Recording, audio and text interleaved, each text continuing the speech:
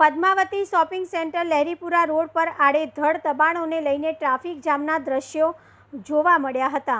વડોદરા મહાનગરપાલિકા દ્વારા વારંવાર ગેરકાયદેસર દબાણો દૂર કરવામાં આવતા હોય છે, પરંતુ વડોદરા સિટીના મધ્યમાં આવેલ પદ્માવતી શોપિંગ સેન્ટર મંગળ બજાર લહેરીપુરા ખાતે લોકોએ ખરીદી કરવા આવતા હોય ત્યારે આડેધડ દબાણોને લઈને ટ્રાફિક જામના દ્રશ્યો જોવા મળ્યા હતા।